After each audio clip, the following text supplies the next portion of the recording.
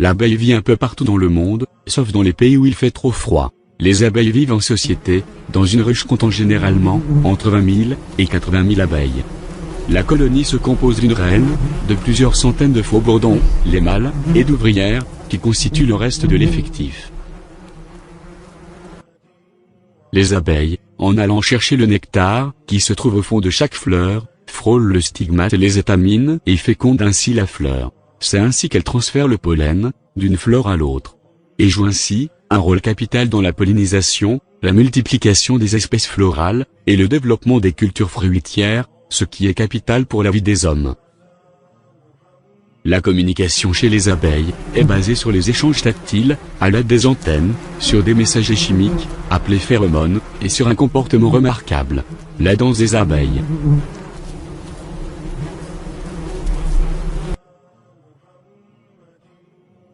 Si une abeille découvre de la nourriture, elle transmet l'information au reste des abeilles, en exécutant une danse. En effet, à son retour à la ruche, l'abeille communique le lieu du butinage, et donc le lieu des fleurs, en exécutant un mouvement circulaire. La danse, en rond.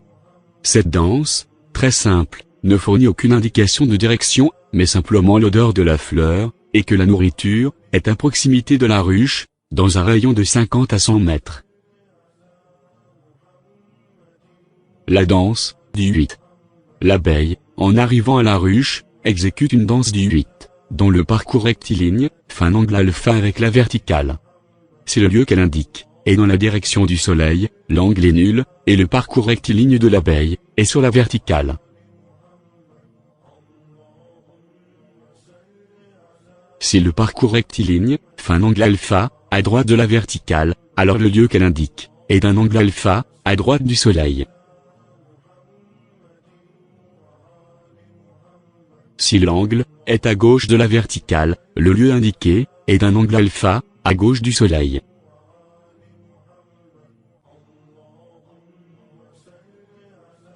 L'abeille est capable de localiser le soleil, même en temps nuageux,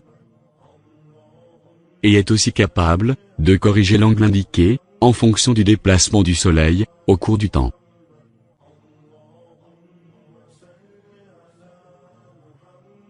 Le temps que met l'abeille à parcourir un tour du 8 est directement proportionnel à l'éloignement du lieu de butinage qu'elle indique.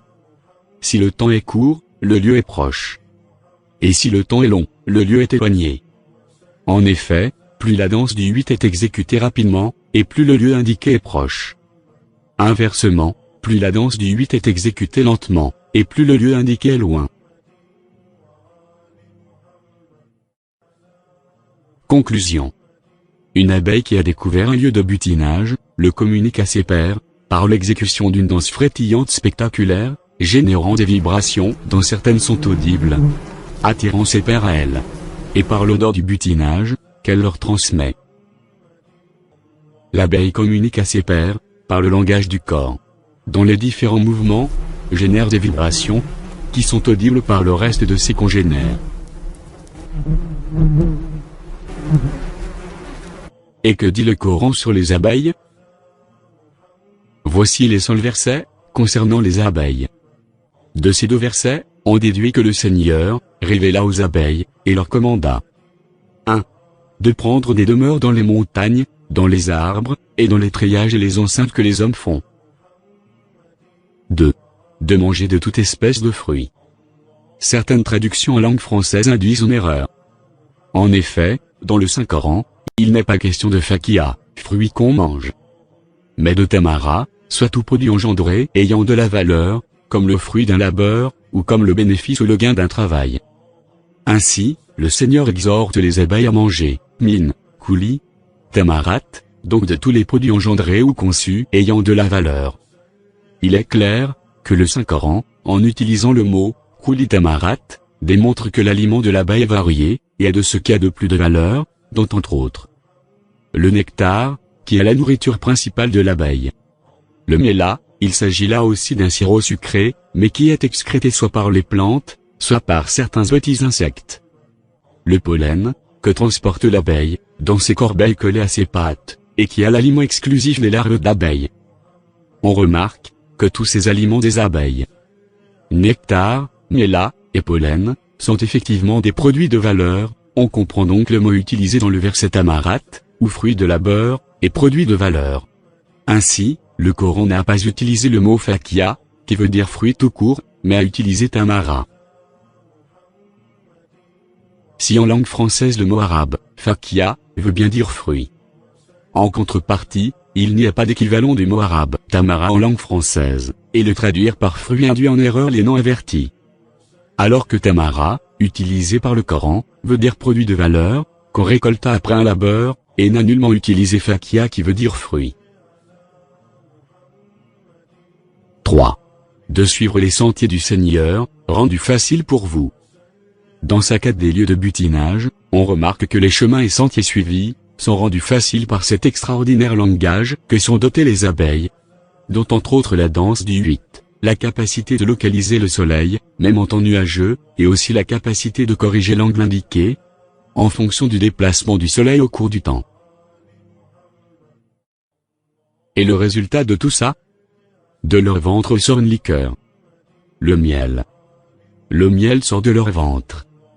En effet, l'abeille butineuse aspire le nectar du calice de la fleur, et le stocke dans le jabot, appelé estomac à miel, et qui se trouve donc dans son ventre. De retour à la ruche, l'abeille butineuse régurgite le nectar directement dans le jabot d'une abeille receveuse, et repart butiner. De son jabot, où la transformation chimique a déjà commencé, l'abeille receveuse régurgite le précieux liquide dans les alvéoles, en y ajoutant une enzyme, appelée invertase, qui agit sur le saccharose pour le transformer en glucose et fructose. Et où, une seconde enzyme, du glucose oxydase, intervient pour obtenir de l'acide gluconique et du peroxyde d'hydrogène. C'est cet acide qui donne au miel un faible pH, le rendant ainsi inhospitalier pour des organismes tels que les bactéries, champignons et autres moisissures. Il est clair que toutes ces activités des abeilles, décrites au verset 68 et 69, sont le résultat de ce que le Seigneur leur révéla. Et comment peut-on expliquer l'expression « et le Seigneur révéla aux abeilles » ? Et pourquoi le terme révélation fut-il utilisé? En fait, la réponse est reliée directement au chromosome de l'abeille, puisqu'on a vu que le chapitre des abeilles est classé au nombre de leur chromosome 16. Le nombre de lettres, de la première phrase jusqu'au mot abeille, est aussi au nombre de leur chromosome 16. Et le nombre des lettres arabes, dont est constitué l'univers contenant le mot abeille, est aussi 16 lettres. Ainsi, le Saint-Coran a tellement insisté sur les chromosomes des abeilles, dans leur chapitre, que nous pouvons dire, que cette révélation du Seigneur aux abeilles a en fait lieu à travers leurs chromosomes. Et de ce fait, cette révélation est la manifestation du Seigneur, dans la programmation génétique des abeilles, pour qu'elles exécutent les activités décrites au verset 68 et 69. Et ce qui est extraordinaire, est le fait que ce mot, révéla, du verset 16, 68, a été cité au verset 19, 11, pour désigner justement le langage des signes. En effet, dans l'histoire de Zacharie, à qui le Seigneur exauça le vœu de lui donner un enfant, le Seigneur dira à Zacharie, qu'il ne pourra plus parler aux gens pendant 3 jours, et cela sera la preuve de la réalisation du vœu, et qu'il ne pourra alors communiquer avec eux, qu'avec le langage des signes. Et ce langage des signes, a été mentionné dans le verset, justement par le terme, révéla. Seigneur, dit Zacharie, donne-moi un signe. Ton signe, dit Allah, c'est que pendant 3 jours, tu ne pourras parler aux gens, que par geste. Invoque beaucoup ton Seigneur, et glorifie-le, en fin et en début de journée. Il sortit donc du sanctuaire vers son peuple. Puis il leur révéla, de prier matin et soir. Conclusion: le verbe révéla, du verset 19, 11, est donc exactement ce langage des signes invoqué au verset 3, 41.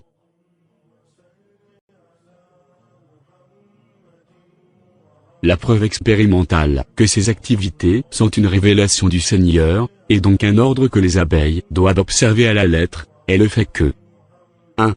Les demeures. Les abeilles ne prennent jamais autre que l'une de ces 3 options décrites dans la révélation: les montagnes, les arbres, et les ruches des hommes. Concernant ce que les hommes leur proposent, il est étonnant de remarquer que les abeilles, sans leur habituelle agressivité, se dirigent avec une docilité étrange vers les demeures et ruches que les hommes leur proposent, en usant bien sûr de ce fameux langage des signes qui leur est propre. L'acceptation par les abeilles des ruches proposées a de tout temps étonné les hommes. Alors que pour les abeilles, selon le verset 16-68, c'est en fait un ordre divin que les abeilles exécutent docilement, car les abeilles, comme toute la création, sont soumises au Seigneur, donc musulmanes. 2. De manger tout produit de valeur, en suivant le chemin de ces produits de luxe que le Seigneur leur a procurés, grâce à cette capacité de se diriger avec laquelle le Seigneur les a gratifiés.